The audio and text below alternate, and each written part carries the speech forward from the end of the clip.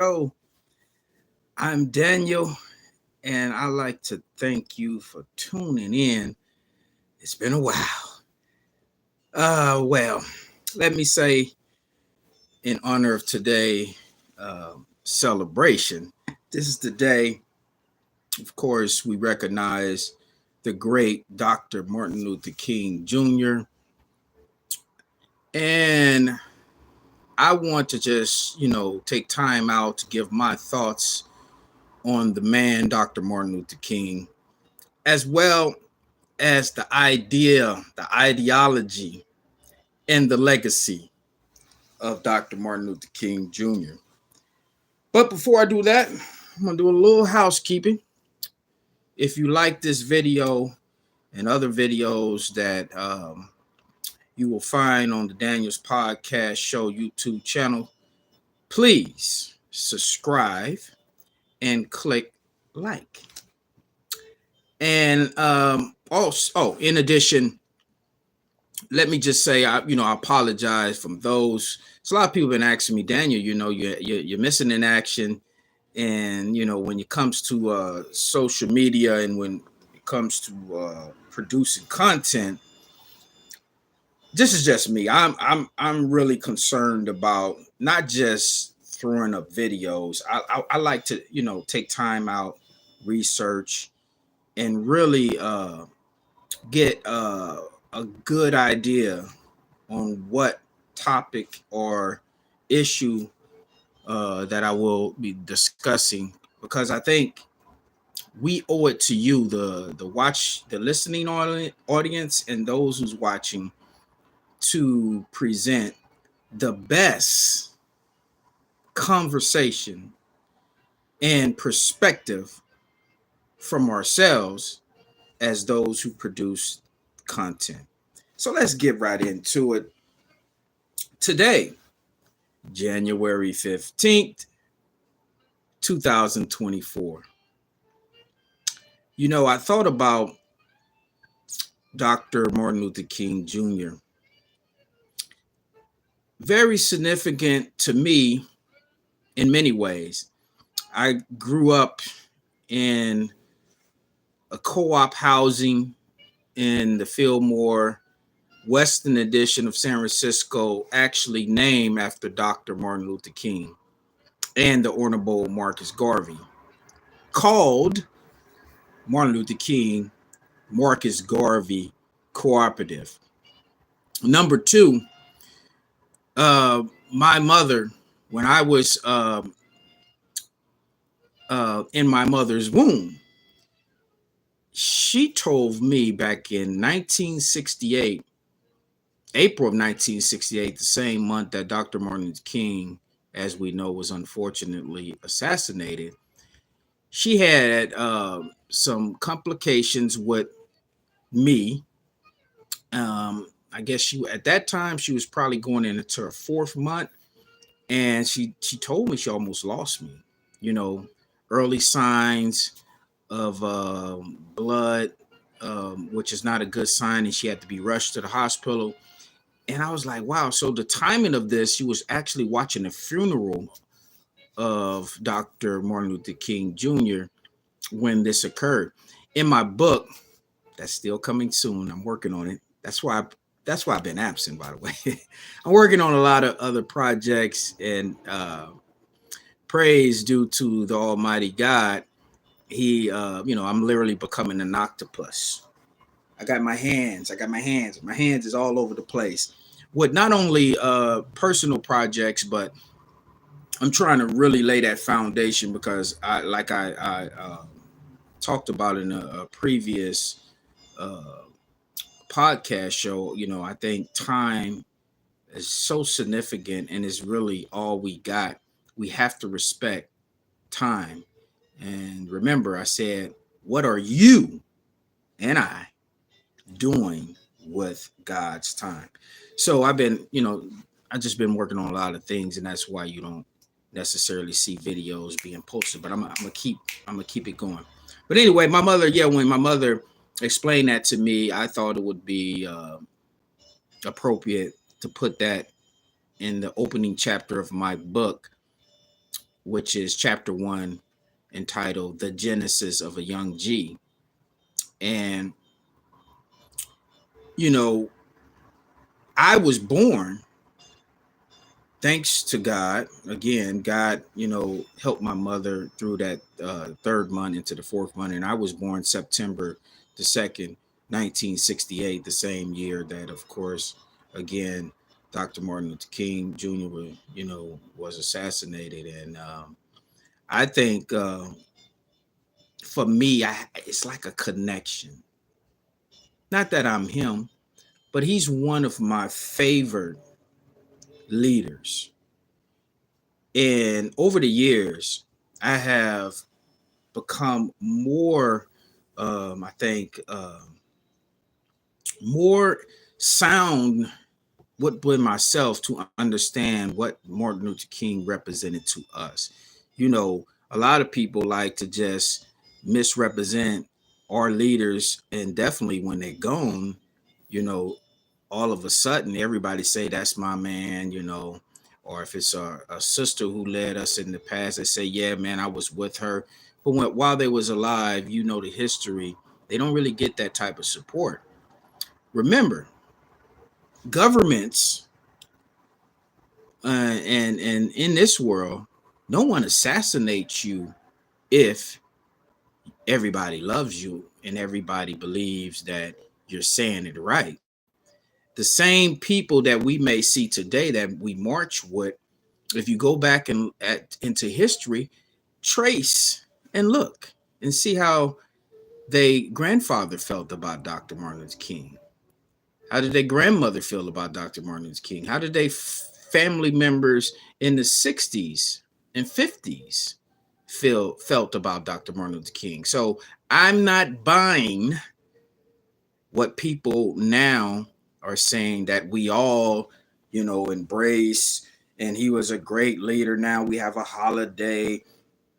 I think it's window dressing, and I think it's unfortunate that a lot of times that us as Black people here in America, we have a short memory and we have amnesia about why is Dr. Martin Luther King not with us? It is because Dr. Martin Luther King, if he was alive today, he would be speaking out against all the injustice throughout the world. He would be speaking out against what's happening here where I stay in San Francisco. No reparations. Dr. Martin Luther King would be for reparations. Oh, so recently we got word that Safeway is leaving the Black community uh, in the Fillmore Western Edition. Dr. Martin Luther King would take some concerns to that, to make this area into a food desert and promise us housing. I don't think Dr. Martin Luther King would support that. Oh, Israel bombing and murdering children over in Palestine. Dr. Martin Luther King was against the war in Vietnam. Dr. Martin Luther King would not be talking about, I'm against the Board of Supervisors here in San Francisco passing a resolution that is causing for a ceasefire of the war over in Palestine. So I just wanted to come on here because I don't want to miss no opportunity to tell the truth, because the day that that's coming, when I'm dead and gone and have transitioned back to Almighty God, I don't want no one to misrepresent my position, whether it's family or friends. And those of you who outlive me, please make note of this. If anybody try to misrepresent what I stood for, which is freedom, justice, and equality for Black people first, but freedom, justice, and equality for everybody. That's what Daniel stands for. And I would challenge anyone to try to tell me that's not the right position. That's God's position. But if anyone would misrepresent me, again, family or friends, I want you to speak out and I want you to say something. You know, I don't want nobody coming after me talking about, oh, he just, you know, he thought everything was okay. While you see me on the front line for the last 3 decades, trying, fighting for justice, fighting for freedom, fighting for equality. So I want to make that clear. Okay, let me get a little sip. You know, when you start talking, your mouth get real dry.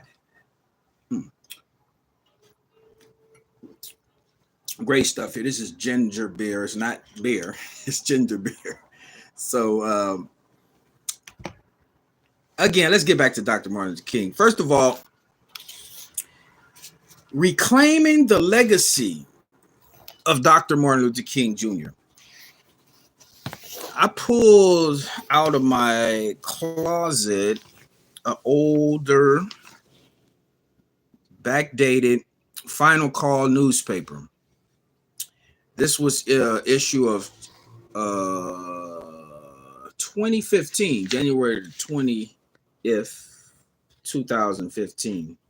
So I guess this is talking about the movie, the Selma movie that came out. It says Selma and the real Dr. King. What Hollywood got right and wrong about the civil rights struggle, its leaders, the White House, and the powerful preacher from Georgia. Now, one of the things that's very clear, when you look back, you see the same thing that is happening now in 2024 happened back in the 1960s. But what I thought was interesting, not only how the movie is, really describing Dr. Martin Luther King Jr., our brother, but I thought it was significant that what Dr. Martin Luther King said towards the ending of his life, which really got him in trouble, speaking out against the war, of course, like I mentioned before, but, really, Dr. Martin Luther King was not soft like sometime Hollywood and the media tries to portray him. Dr. Martin Luther King wasn't talking about everything is okay. He was saying, no, look, even some of the progressives, and I'm paraphrasing, you can go back and read his book, Where Do We Go From Here? You can read his letter from Birmingham jail, when he spoke about how it was hypocrisy on a lot of those who called themselves progressives. But I just want to read this part, which was interesting to me, and about reclaiming the legacy of Dr. Martin Luther King Jr. Listen to this. The 2015 Martin Luther King Jr. national holiday should have a different impact on the collective consciousness of Black America. Why? Because once again, there are millions of Black Americans who are more determined than ever to keep pushing forward to achieve full freedom, justice, and equality and empowerment. The historic methodology, style, and substance of Dr. King's leadership needs to be reclaimed by those with heavy responsibility to lead. By re-embracing Dr. King's prophetic activism and mobilization, I believe America, or Black America, leaders of the national organizations will be effective in counting the back word drift of the voters' suppression, racism, violence, hopelessness here in America. The tone set in the King's holidays ceremonies this year should focus on achieving equality and economic empowerment for all. Martin Luther King Jr. was a strong, visionary, mesmerizing leader in our midst. He used nonviolent civil disobedience as an effective strategy. He challenged injustice everywhere while gathering enough political capital that led to the enactment of the 1964 Civil Rights Act and the 1965 Voting Rights Act. Shortly before King's assassination in April 1968, he was clear about the need to secure economic justice en route to becoming what we call the beloved community. Over the past years, there have been numerous demonstrations across the nations demanding racial justice in the wake of police killings of Michael Brown. Mind you, now this is back in 2015. Eric Garner, Tamir Rice, and others. It was a positive sign of the progress witnessed in the streets, protesters that, in the spirit of Dr. King, transcended race and class. All forms of injustice must be opposed. Let me read that again. All forms of injustice must be opposed, not some.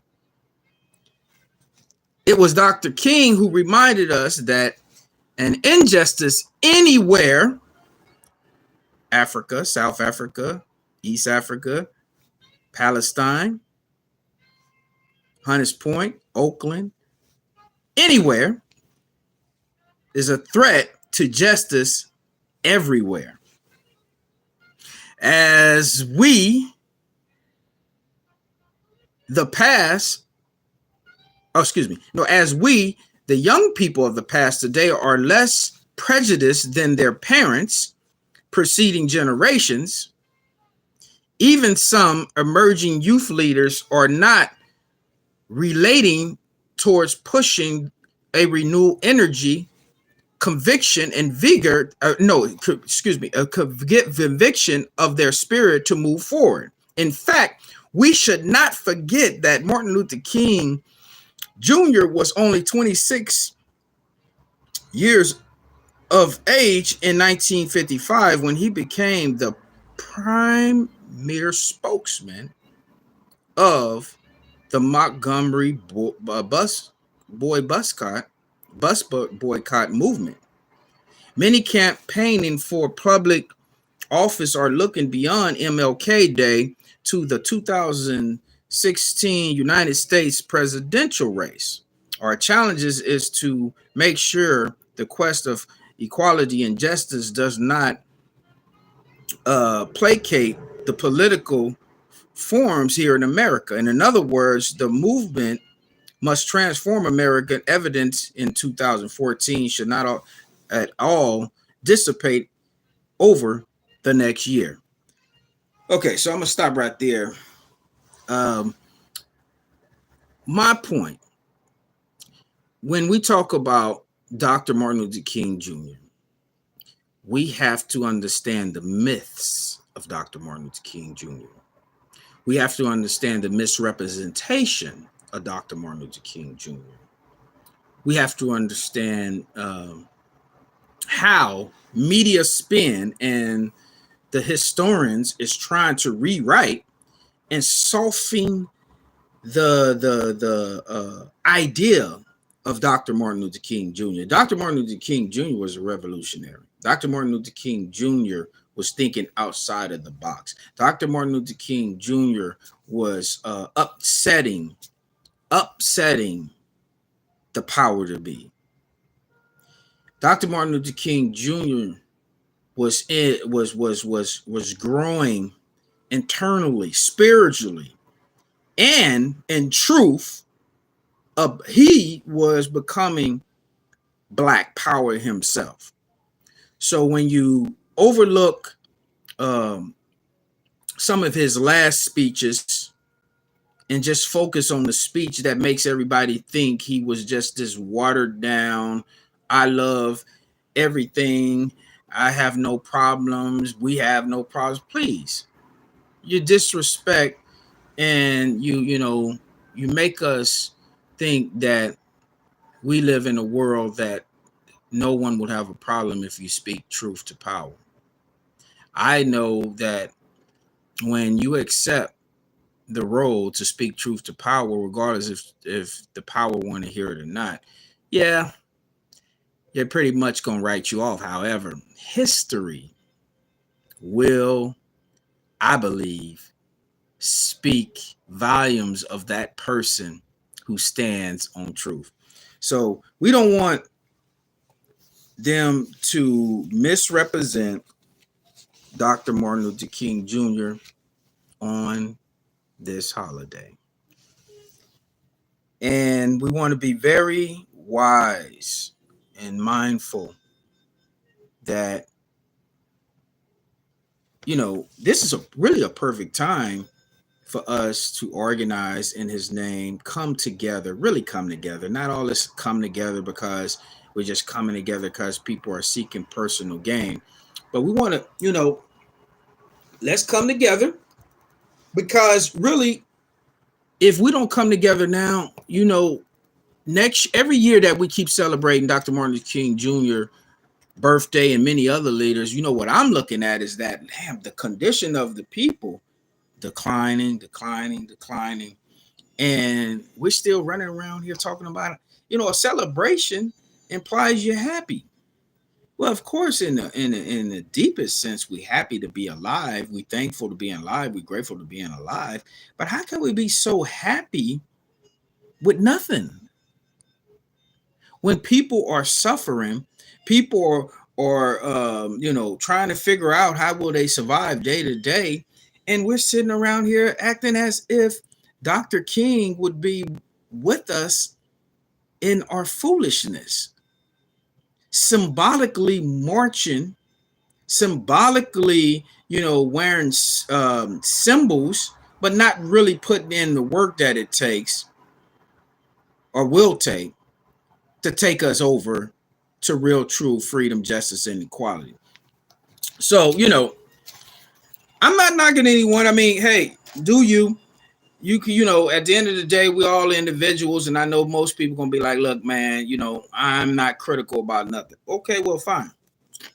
I'm not knocking you. What I'm saying, you need to read this. You need to read the final call. Read the final call. The final call is a newspaper dedicated. Can I read that to you? It's dedicated, and I'm talking to my people here. I'm talking to black people, but of course, this paper helps. It will actually help anybody, everybody who would read, listen, and learn. But in the final call, it says, here's, you open up the first page, it says a message dedicated, can you see that? Dedicated to the resurrection of the black man and woman of America and the world. Read the final call. When you read the final call, you're getting real news, not fake news.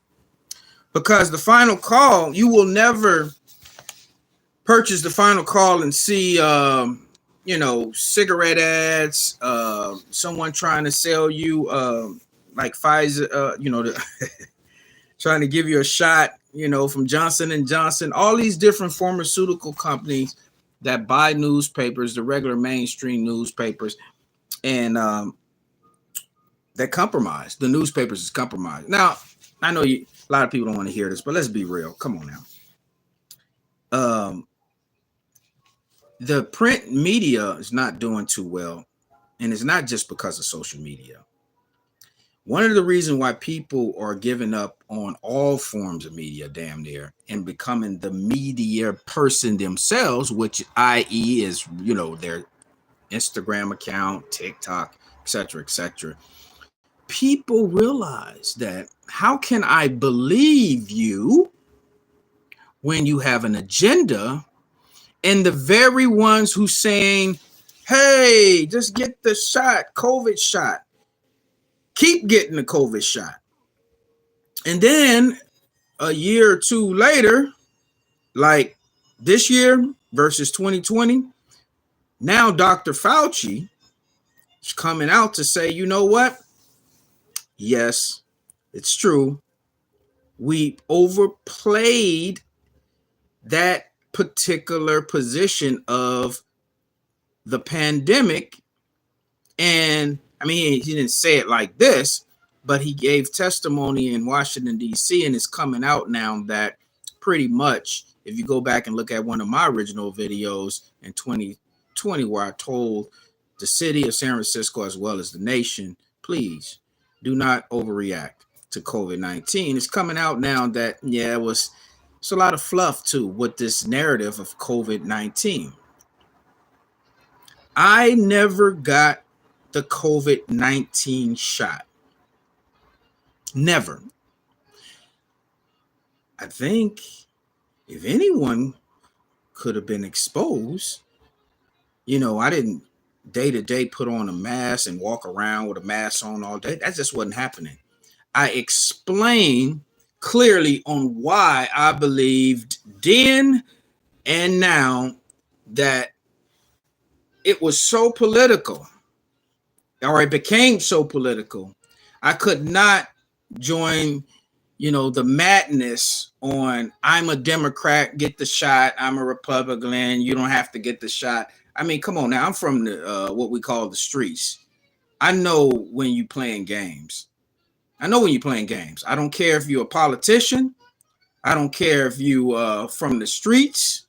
I don't care if you you call yourself professional. I don't care if you're a student. I know when you're playing games. I grew up in most of how we, had to survive. We could see when people was not telling us the truth. And from day one, I realized that the COVID-19, became so political. I could tell there was an agenda attached to it. So now it's coming out with Dr. Fauci. But look at all the people who still to this day is talking about COVID. It's out there. It's out there. I gotta do this. I gotta do that. What? You're telling me that you are going to stay at home until some mystery person come out of the sky and say the pandemic is over? Come on, people. God have given us a mind to think. And I know there's nothing more greater than this kingdom connected to the kingdom and connected to God. Yes, I may hear you, but that's why I'm telling you to read, because, we got to read to get a better understanding. We got to really take our time out and dig deep so we have a deeper understanding. It's something about when you take time out yourself, you analyze, you compare, all these old different stages like a scientist. That's when you say, wow, now I know. So let's not take for granted that all these tools that's in front of us, whether it's the newspaper, like the Final Call newspaper, whether it's the books that we need to read, like I've told you, How to Eat to Live 1 and 2. Of course, read The Message to the Black Man, both books by the most honorable Elijah Muhammad. Economically speaking, you can read Rich Dad, Poor Dad. Very good book. Speaks about Robert Kiyosaki addresses clearly about people need to get a better understanding about their finances and become, more sound in what incomes is the best income. And as he said, in the book that I read, the worst income is earned income, because earned income, you really got to earn it. So you need to look at passive income, residual income, portfolio income. These are books that I personally have taken time out to read, and it's helping me in my life. So I'm always, echoing to my audience and to everyone to check these books out if you get a chance. Another great book is called Not the Art of War. That's a great book too, though. But it's the other way around. It's the War of Art. The War of Art, which speaks about resistance within ourselves. You may come up with an idea. Hey, I got an idea. I want to do something good. Then the next thought come up in your mind. You can't do it. You're not in a position to do it. Who are you to do it? I mean, all these old negative thoughts come up. That's called resistance, self-resistance. And it's natural. It's natural for opposition to come up the moment you try to do something good.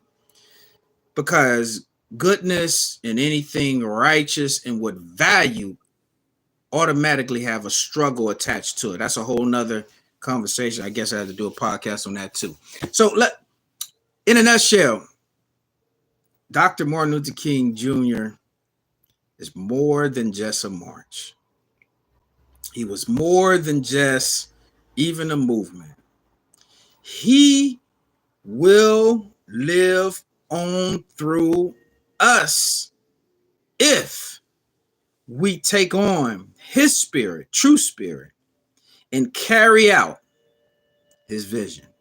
His vision was not to say, let's continue war, wherever you may find it. His vision was not to send Ukraine money and send Israel money. That wasn't Dr. Martin Luther King vision. So, of us who's conscious, we should be telling our government here, the United States, United States, or some say United Snakes of America, to stop sending money and financing wars all throughout the world.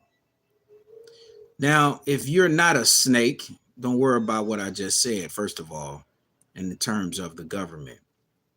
And stop being so weak-skinned, and so, weak-boned that, we go crazy because somebody may criticize this country and criticize these leaders for pussyfooting around while people are dying and starving all throughout America. Now, I'm working on my next podcast, and I want to talk about Cat Williams.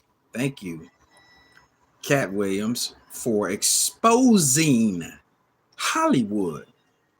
Now, the reason why I say it like that, because although a lot of us is listening to Cat, and on his recent podcast show of, on the recent podcast show about what is happening with the comedians, the black comedians, but I want us to look a little deeper, because don't start this black on black stuff, even in comedy, not knocking Cat, but even let's look at who's putting these black comedians up to it.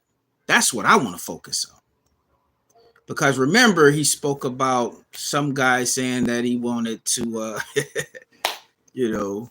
I'm trying to be careful with language, in a righteous way. I'm talking about, give them oral sex, right? Let me just say it like that, right? Weinstein or whatever, we know that there's a big control of these people in Hollywood that want to make us submit, bow down, right? And Cat, wisely went in, and I love that. But what I'm gonna do with my podcast, I want to go a little further, and I want to pin, those in Hollywood. Like, remember, Hollywood is not an accident.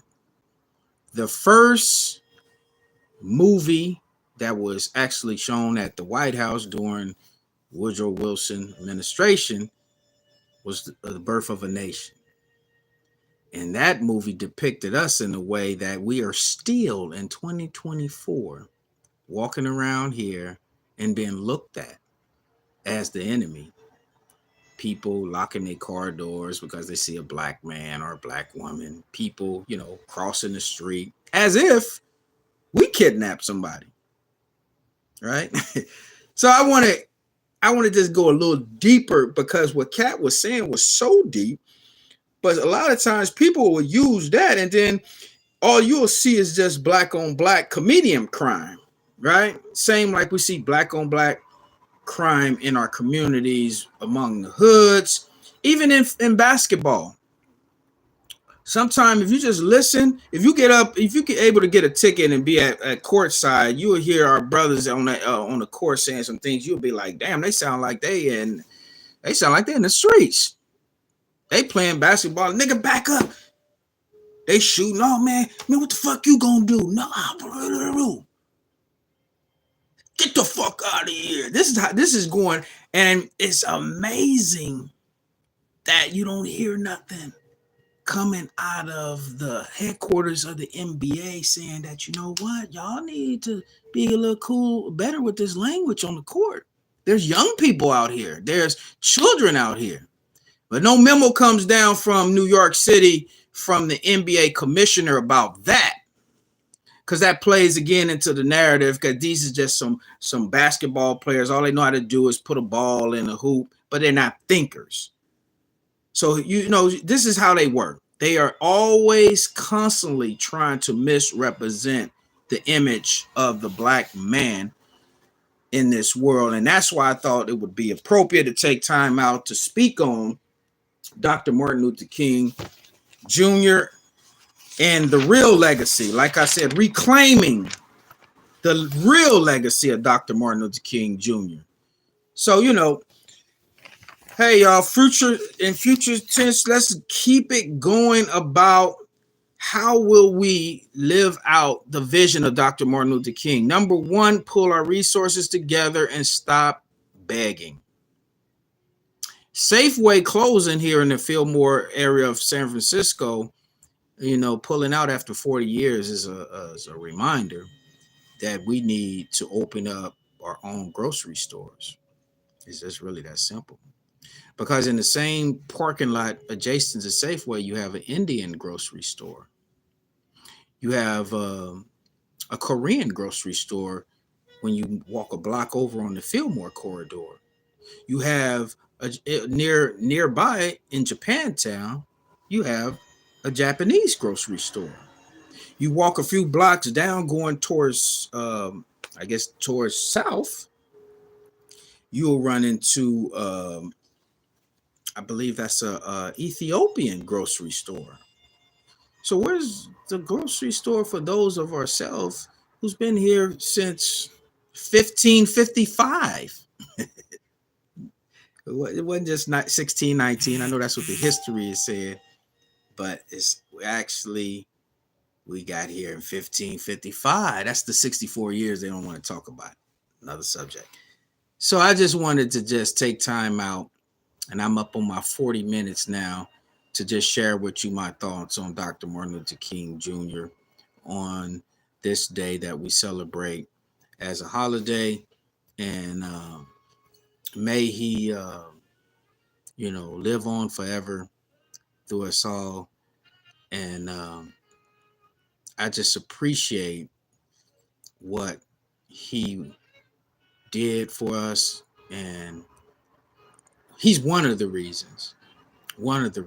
Of course, there's many others. The Honorable Minister Louis Farrakhan is one that in this time and day that we should all look at, we should all listen to, because the Honorable Minister Louis Farrakhan have walked the walk.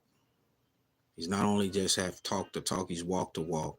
And he has proven with his own life that there's still some who's willing to represent us in the best manner. But we have to pay homage to those of us who sacrificed their life, and Dr. Martin Luther King Jr., as well as our brother Malcolm Malcolm X, and of course, the Honorable Marcus Garvey, and the list goes on. But I feel that as an individual, I wanted to take time out and just give shots out, and just do my part. So thank you for listening. Remember, please subscribe to the Daniels Podcast Show, and I will be airing my next podcast addressing Cat Williams and Holly and comedians, and of course, like I said, what's going on in Hollywood and how that really applies to us and the bigger picture behind that. So thank you for listening. Peace and blessings, and I hope you have a wonderful day.